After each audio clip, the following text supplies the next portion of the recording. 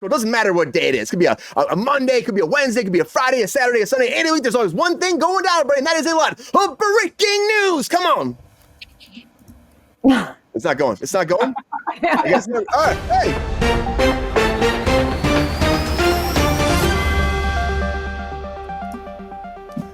The very first thing, I know, right? The very first thing I want to talk about is Gavin Newsom, everybody, because Gavin Newsom has just changed, or he's trying to implement new tax incentives here in California to make it so the film business comes back to thriving like it used to here in California. Now, as it stands right now, you have about $330 million for tax incentives to productions to stay here and shoot in California. He wants to take it up to $750 million to help incentivize all these small productions that are going to, Georgia, they're going to Florida, they're trying to go to the UK, they're going to Vancouver, trying to bring them back home. Now they're going to negotiate. It's going to go to the House here in California, and the Democratic majority will have to decide if it's going to go through, and we're working into their 2025, 2026 budget if it does go through. And I hope so, because we need more films and more work here in California. I know Venom shot in San Francisco a little bit, but it wouldn't help that. But Venom, it needed a lot of help, everybody. Venom needed a lot of help because overall it made $175 million worldwide opening weekend. $120 million budget after marketing. You're still not quite making your bang for your buck yet for this production. 51 million here domestically, 124 overseas. We talked about it on Friday quite a bit. I still like the movie, but again, it's not looking good for the Sonyverse for their productions to keep moving forward with all these not doing well. They'll keep pushing them. Don't get me wrong. We're still getting more Madam Web colossal bombs, but Venom was their best one so far, and everybody's hoping for Nolan and all that going to the MCU with Tom Holland and Tom Hardy eventually meeting mano a mano, but I don't really know if it's going to happen with these numbers. Hopefully, guys, because he was a great part of it. But I don't think there'll also be a sequel, and I know there won't be a sequel to this, everybody, to Harold and the Purple Crayon, because Harold and the Purple Crayon, everybody, was, came out this August, and right before it came out, Sony wanted to sell distribution rights to Netflix. They're like, hey, do you want to buy this and distribute it? It's not that we don't like the movie. It's a decent movie, but they said they were worried about it coming up against some big colossal movies like Despicable Me 4 and also Inside Out 2. And so they tried to pawn it off over to Netflix. Netflix said no, and they said the reason why is because we do not take other studios' leftovers. Oof. Other studios' leftovers. Pretty harsh, if you ask me, that you're going to say that about this, but now they said a $40 million budget. Yeah, I know, and it made $29.2 million didn't do that well at all. And I mean, I didn't see it. I know we talked about this before, like Lexi was saying before, the advertising was abysmal for this. So unfortunately, if you're a fan of this, what was that? Was there any advertising? I was gonna say, what advertising? I don't know. There's abysmal. There's nothing. Yeah. Right. I think there's been no advertising on this. I knew about it when YouTubers were making fun of it. That's when I heard about it. Yep. And YouTubers and TikTok are making fun of Megalopolis a lot too, everybody. Making fun of Megalopolis. And it's a big deal. Again, look at a bomb, $120 million that we spent for this movie. And you have, out of his own pocket, everybody, Francis Ford Coppola, $100 million on top of everything else, and the movie still did horrible. But it's going kind of viral on TikTok right now. People are loving the lines, go back to the club, and it's no wire hangers, and they're going back and forth. And really what it comes down to is people reviewing this and laughing at how ridiculous the movie is, and it's blowing up on social media and causing a cult following of its own. People want to go see it and laugh at everything about the movie. And again, I saw it. It's just a weird movie. I had no idea what was actually happening. I didn't think it was as big of a bomb as it ended up being in the box office, but it was just weird. And everyone's making fun of how weird it was. So now it's blowing up. Maybe this will become a big cult classic for Francis Ford Coppola. I don't really know. So many bombs, Queen. So many bombs. What to say? I just say you throw a lot of money at a project doesn't always mean it's going to guarantee be a hit and a success. But look at the Planet of the Apes movies, because the Kingdom of the Planet of the Apes came out and it didn't do that great, but they're doing another one. They're doing 2 more. That's the plan. When they actually approved all these movies, they want to do 9 Planet of the Apes movies. They of course start with the James Franco one. They did 3 there, and they had 3 more, and now they're in their first of 3 more for this trilogy. They don't want to stop making these things, and officially now it's 2027. The next Planet of the Apes will come out, and I don't know, will Mark Wahlberg eventually be in these guys? Come on, guys, let's make it tie in somehow. That'd be kind of hilarious. I saw the last one, as you probably, if you saw it out there, it was, I think Queen saw it. I remember her saying it wasn't that good, and I wasn't a big fan of it. It's whatever. I didn't even get through the last one. Right? I didn't want to leave the theater. But I mean, go to that bunker and then that's pretty much it. Like, let's get in the bunker. And then it's like, okay, the movie's done. It really had no big impact on the apes that much. So, oh, guys, these movies, they're going to keep going. So, and Andy Serkis not even there anymore. He's too busy working other places. What do you do? But can't stop making these, and Nolan will not stop working either, because Nolan, too, has little plot details for his new movies. What's up, Robles? Good to see you. Happy to have you here. Angel, yeah, happy to have you here. Welcome to Cruise Control. But Nolan's plot details are kind of leaking through. Now, after we talked about this last time, there's rumored that, the Tom Holland and the Matt Damon movie, might be a vampire movie. That was the first thing. I know, Matt Damon. I love that story about Team America, that the figure came back, like, he has to talk like this now. It's hilarious. That's how we always represent Matt Damon. I bet he gets that all the time too. He's probably like, damn it, guys. He's such a good sport, though. He probably is fine with it. I know. I love him. Even if people go after him, I love Matt Damon. Leave him alone. But the idea was, a rumor was this vampire-inspired movie, which I'm like, Nolan doing a vampire movie? I'd be down for that. But the latest thing coming out says now that it'll be about a pair of aerial helicopter cops with an older mentor and a younger lead. So you have Tom Holland, the lead, which they announced him as a lead, and then you have Matt Damon in there training him and making his way up. Matt Damon. This falls in line because apparently Nolan wanted to recreate an original movie that took place in, like, I think it was the 80s, called Blue Thunder, an espionage movie. And so he was kind of getting inspiration from that to make this new movie. That's what he was saying. So maybe this will be his Blue Thunder set at futuristic New York. Oh my Lexi. Yeah, interviews talking about Blue Thunder. What an inspiration. It might be. It's not a remake of Blue Thunder. It's inspired by the events of Blue Thunder. Go, even better. These rumors seem like they could tie together. And Matt Damon and Spider-Man will save the day in their copter. Get that copter. Then. Airwolf shows up at some point, right? Yeah, right. Well, the person who hates seeing cops, everybody, is Zachary Ty Bryan, because, oh my God, this guy's had quite the year.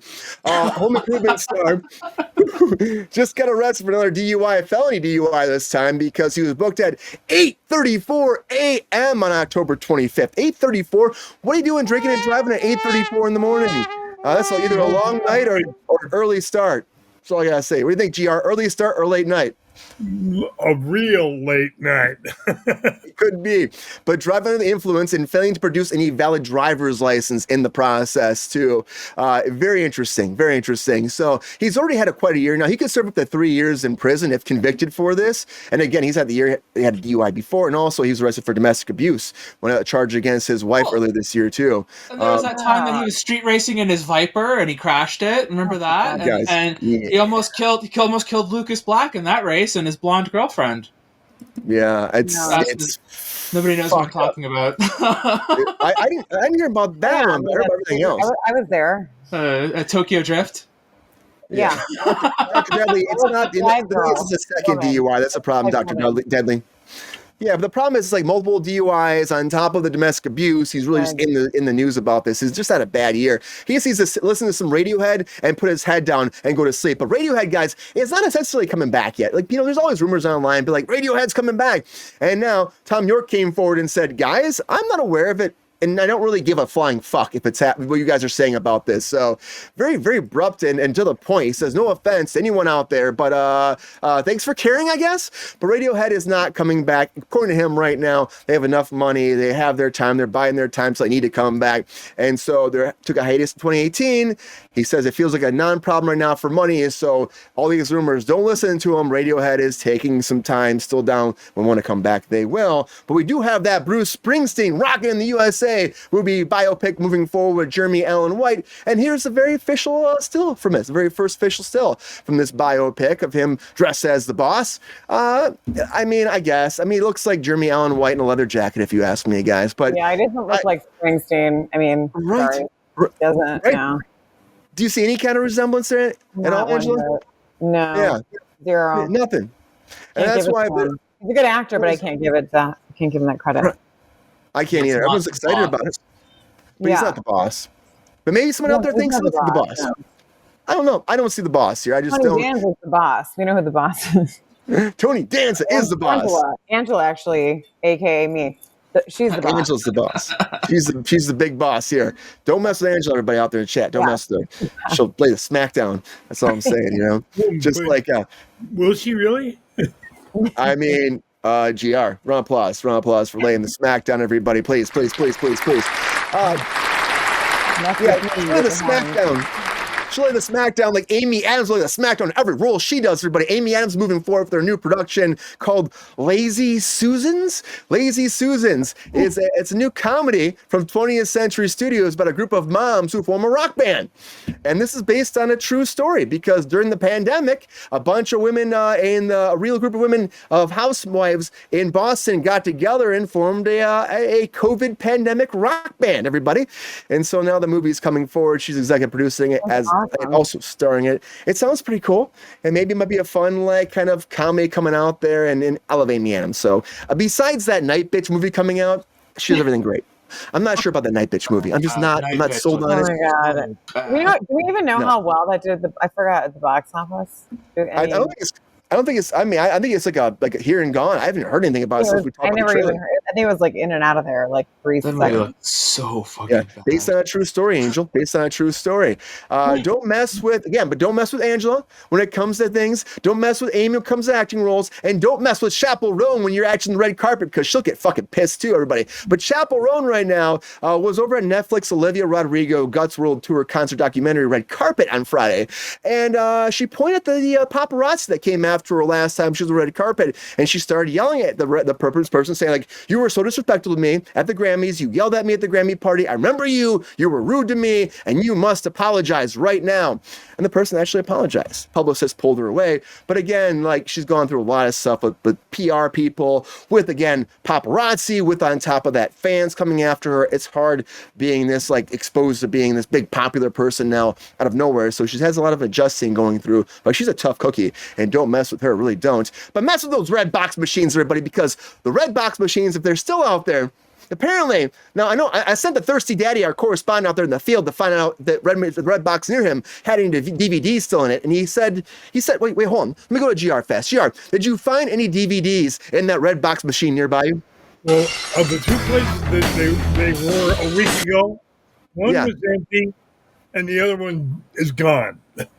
Okay. And you're probably wondering why. Because apparently, since there's no money going anywhere anymore, there's no accounts attached to the red boxes. So if you put your card in, it doesn't get charged, and you have to keep the DVDs. Keep the DVDs. And you get like a little red box packet, you don't have to return it, and there's no one going to charge you for them. So if you have a red box near you, you can get free DVDs right now. Round of applause for free DVDs from Redbox. So try it out. GR could not find me by us, but if there is one by you, try it. But the thing is, though, too, some of these are being sold off, and people's information, like their email and their like zip code, and some information about, of course, their queue, what they've been like renting, are exposed, and that information is floating out there based off these machines not being wiped appropriately. But Redbox, everybody, who'd have thought? Get some free DVDs, everybody. Get some free fucking DVDs. Well, a lot of breaking news, everybody. Get people's credit card information out of them, because if you buy a Redbox, you can hack the machine in 2 seconds flat, because it's the easiest thing to hack, and then you can get everybody's credit card information out of that machine. Boom! Yeah. That we do not condone that at Cruise Control. We do not condone that. I was shocked by that. Like, they were talking about the people that were buying them, because I sent you I've been sending you nonstop Redbox articles, because these Redbox articles are insane. Like, they're so crazy. I keep getting a article every day about these things. But the one that really got me was that people are buying the machines for less than like $2,000, because you can buy them if they're not the ones that are in fixed positions. And then when people plugged them in, they were like, "Wow! Like, I got into the machine's software, and like within seconds, I was able to access every single person's information that used this machine before." And they were like, and they said it didn't. They said that it was like C++ level like hacking, like, which if you're a computer person, you'll understand. Like, that's like DOS level code. Like, it's the easiest thing in the world to hack these things. And then the amount of like personal data that's Lexi, who said it was C++ grade or level? The article that I was reading, like, they were saying because it was done by an individual, and they put up a video, and they said, "I'm not showing you exactly what I did, because I don't want people to go out and do it." But they were like, when I showed, they were like, with the basics of what I did was so simple that like, if anybody knows, they're gonna know, kind of thing. And that's what's like that's what's scary about it, is that like anybody who knows what they're doing at all within 2 seconds are going to be able to get into these machines and get so much people's personal information. They said the credit card stuff, it doesn't have like 4 of the numbers are missing, but they said there's enough information there on every number and what have you to basically get everything. And you got to remember that like the typical audience that used the red boxes were lower income, so it's really going to hit lower income people. That's a good point, Lexi. That's freaking sad too, right? Yeah. Like, fuck. Yeah. It's like, it's hard enough right now. I remember the day actually where Redbox was like, that's where you went to go get the new releases. Because that was about, and I'll say when that was. That was 2011. I remember specific stuff. But it was 2011, and you'd go to where they had red boxes, and you would go get your, like the new release. They'd have all the new stuff. So you'd go get it. But like, I mean, that's not surprising to me because like I have tons of network security clients I've worked with and all of it. And it's absolutely freaking terrifying how you can like, and going to these conferences and seeing how people tap and hack into your data. Oh yeah. It's so easy. It will freak you out. You will never want to use your own, like basically here's like the thing that everybody can take with them. Don't use your own personal card. Don't use your debit card. Don't use anything that links to your bank. A credit card, that's fine. Something that's not going to your actual like account, your bank account, because if you read in the fine print with your banks, you're not always guaranteed to get money back if money gets taken out and gets hacked. Well, unfortunately, you're not. Pay attention for skimmers on things too, because like the skimmers are being put on every single gas pump nowadays and stuff like that. That's how they're getting most people, and the skimmers they just pop out just a little bit. They don't look too much different, so most people won't notice them. And what you want to do is you want to actually, with those, so with my clients and what we do at the conferences, you actually want to go and you want to, if you ever think something looks suspicious when you put your card in, and I'm sorry to say, it is at a lot of mom and pop shops. Yep. You still want to look at it at a main, like a regular gas station or place. But if you think something looks odd, just literally grab it and kind of move it and wiggle it. And if it's wiggling, that means it's probably a skimmer and you don't want to put your card in it. So kind of FYI to anyone listening, don't do it then. Take it with you. It's been with me since 2011, since I started working with clients in that space. It's so sad they do that. Huge. Yeah.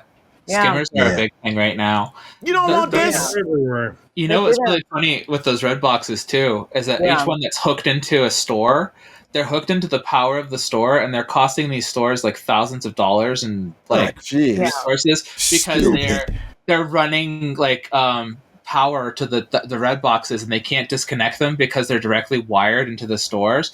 And so like Walgreens is saying like this is costing us $10,000 a month on average just to power these red box stores, if not more. Walmarts are in the same position, so all these stores are like, please get rid of these machines, but like because they're literally cemented into the concrete of the stores, wired into the stores, they can't just pick the machines up and move them. And so they're saying like the cost to remove the red boxes from in front of the stores and then unwire them from their stores will cost them an average of like 10 grand or more. And so they're just like leaving them there, but it's draining on their resources so hard that they don't know what to do with them. So these red boxes are literally like becoming a massive, like almost. They should have to take them out. They should have to pull them. I mean, they put them there. I mean, 90% of them that existed toward the last few years were not wired. Sorry, Lexi, but I know a number of those locations.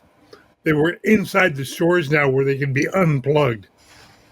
Oh, that's a great thing that was happening, because that's a waste of energy for everybody, GR. That's a waste of resources. Like, and these things are just fucking like big ass paperweights now. I mean, again, paperweights you can get free DVDs out of, But, and that company, Chicken Soup for the Soul Entertainment, owns the Redbox. So and they're going through Chapter 7, I believe, and bankruptcy. So, but it doesn't. Regardless, they're still responsible for those. The boxes in terms of like any cyber hacking, any of that kind of stuff, information going out, like that's on them. Like they're in big shit for that. If they have information data being leaked, you're in a big, doesn't matter if you're in Chapter 7. I guess add it to the list, but like there's only so much they can do with that. But at the same time, they're still liable. So that's kind of food for thought. But that's, I mean, literally, that's the name of their company. But like, but it's DVD up. days. I mean, I haven't. By the way, I haven't rented a REDBOX since probably 2011, before we had pretty much streaming kind of is the main thing. But like, it's been a long time for me too. People didn't rely on them. Your information's in there. Your information's in there. I got to a point with the REDBOX where I was getting so many free rentals that it became viable for me to use it, because it was like for every second or third rental I was getting a free one, and like once that stopped, I stopped using it. But like there was a point there where I was just getting free rental, and so like I was working their system, and like that's the only reason I used it, was the fact that I was getting so much free rental out of the box. And other than that, there was no real incentive. And like the fact we're definitely gonna get fucked, Lexi. If you get you, Lexi, they're gonna find you. They're gonna find you. They're going to find you, but these DVDs, I mean, the DVD days are still here for some people. Physical media, it's sad to see this kind of go away, just like Blockbuster. And I remember Mammoth Video when I was young too. That was a thing. And, but this is sad. Hopefully that they get this rectified, because that's a lot of people's information floating out there. And as Lexi said too, it's like a lot of people that are like, can't really afford to have that out there, not making that much money. And it's really sad that their stuff is leaking and probably having more legal problems. But a lot of breaking news, everybody. A lot of breaking news. Yo, player, if you enjoyed this video, please like and subscribe and hit the bell to be notified when we are live. And if you are able to join our Patreon, please join, because the Pepestar needs more snickety snacks, because I'm hungry. Holla back. Love y'all.